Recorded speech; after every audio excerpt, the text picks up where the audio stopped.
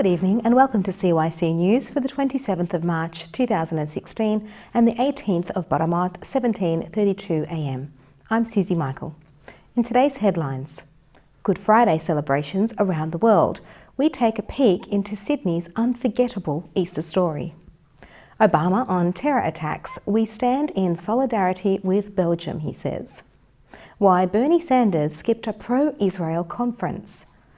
Turkey and EU reach a deal on plans for handling refugees. Kurdish rebels claim deadly Ankara blast as the strain on Turkey grows. Pope Shenouda's book officially launched in Melbourne, Australia.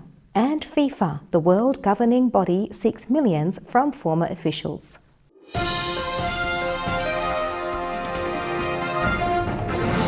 To our top story, Jesus, sentenced and beaten, carries his cross to the place of crucifixion. Witnessing this heart-rending journey are hundreds of people stretching from Martin Place to Pitt Street in Sydney's CBD as Jesus moves, stumbles and cries out. The Wesley Mission's Good Friday journey to the cross procession was an unforgettable experience, bringing the Easter story to life and attracting hundreds of onlookers. The superintendent of Wesley Mission, the Reverend Keith Garner, said, "This is a valuable opportunity to gather and reflect on the passion of Jesus Christ and what he suffered for each of us." Throughout the week at Wesley Mission, as well as across the world, people found themselves focusing upon the way of the cross. At 1:30 p.m. on Good Friday, a musical drama on the forecourt behind the waterfall at Martin Place began.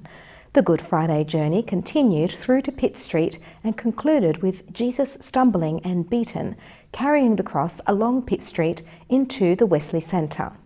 This is a unique experience that brings the story of Jesus to the streets of Sydney's bustling CBD, and something that should be experienced firsthand. Reverend Garner says, "The dark words, betrayal, denial, hate, suffering and rejection paved the painfully familiar road to Calvary.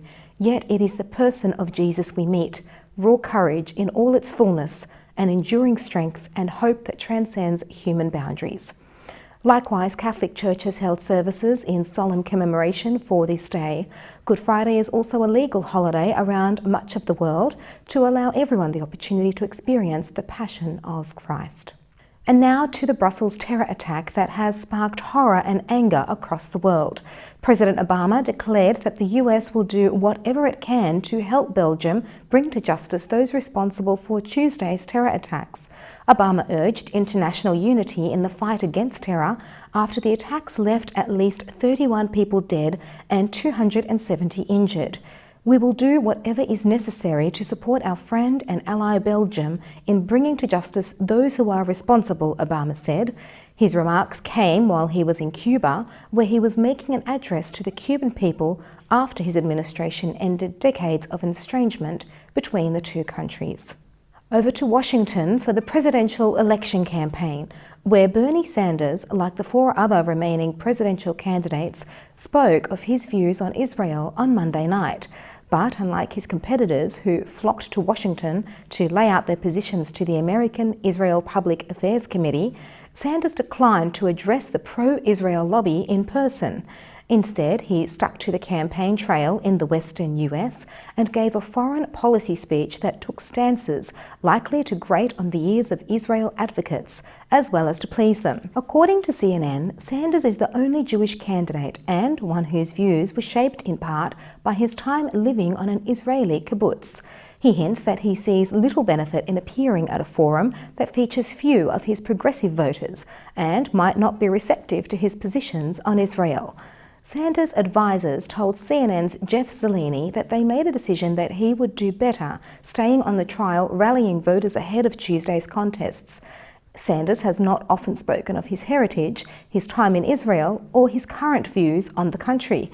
Instead, his speech on Monday night in Salt Lake City represented some of his most extensive comments to date on the issue, and they didn't feature many applause lines for AIPAC activists, who take harder line on Israel than articulated in his address. European Union and Turkish officials reached an agreement on Friday on how to respond to a flood of Syrian refugees. European Council President Donald Tusk tweeted on Friday, "The agreement isn't a silver bullet, but part of EU's comprehensive strategy on migration. The deal came after talks involving Turkish Prime Minister Ahmet Davutoglu, Donald Tusk, and a handful of other key European officials. The final language was then put up for a vote before representatives from the 28 European Union member states approved it unanimously. The talks were held to address the largest influx of refugees into Europe since World War II, though the more than 1 million people who have fled there is insipid compared to the more than 2.7 million registered in Turkey alone. The discussions could be significant for Turkey, not only in receiving financial aid to deal with this problem, but also to expedite its push to join the 28-member European Union. On Thursday, Donald Tusk laid out 3 guiding principles for his side.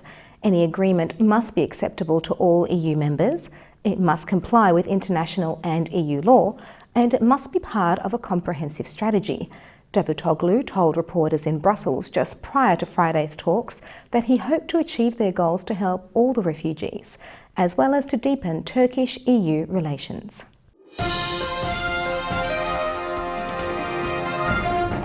Millions of refugees from Syria have flooded into Turkey, straining its economic and draining resources, according to CNN. Turkey has been drawn into its neighbour's 5-year-long war, spawning discord with Russia. Its leaders have pushed to join the European Union while fending off criticism of cracking down on opponents and journalists. On top of all this, Turkey is battling a terrorist insurgency.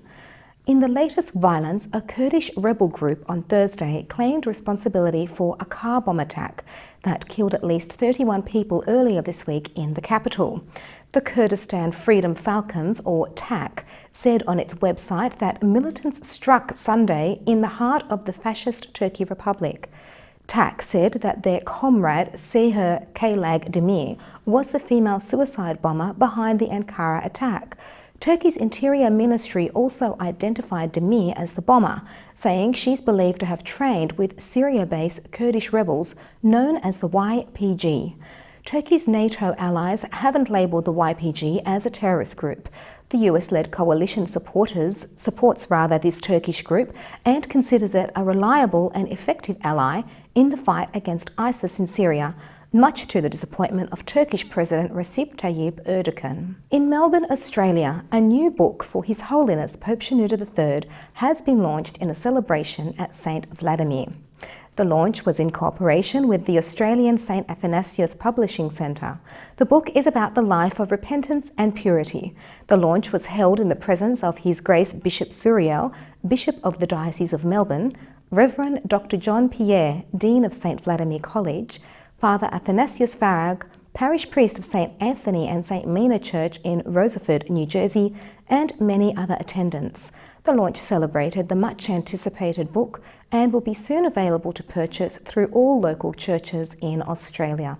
To Havana, Cuba, just days before President Barack Obama is due to arrive in Cuba, the US Treasury Department announced on Tuesday a further loosening of restrictions, making it easier for Americans to travel to the communist-run island. Since the announcement, the Obama administration has eased or scrapped a myriad of Cuba sanctions, although the US economic embargo on the island, which only Congress can lift, remains in place. While a travel ban still prevents US tourism in Cuba, now US travellers can engage in individual educational tours of the island. Previously, Americans had to visit the island in groups that planned out their itineraries to make sure they were complying with US government regulations. The new regulations still require travellers to keep records that show their travel had an educational focus. The Marine killed in an ISIS rocket attack in Iraq on Saturday was at the first American firebase that had only become operational a few days earlier. CNN has learned the existence of the firebase had not been made public. A defense official tells CNN that the Pentagon had planned to acknowledge the firebase this week. The rugged location for now has a couple of hundred Marines living in tents near Makhmua in northern Iraq. The official said that it's assumed ISIS observed the Marines moving into the area and saw them firing practice rounds with their shotguns. ISIS on Saturday fired 2 rockets from about 15 kilometres away. One fell inside the base, killing 1 Marine and wounding several others. The Marines returned fire with their artillery.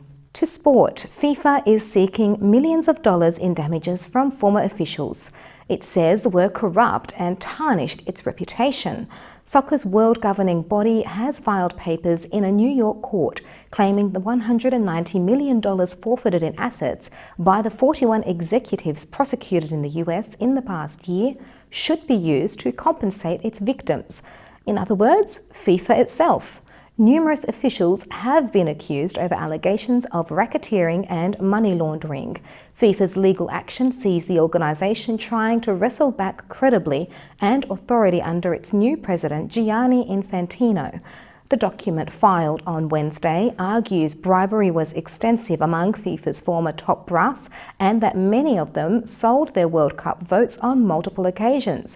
Gianni Infantino said the convicted defendants abused the positions of trust they held at FIFA and other international football organisations.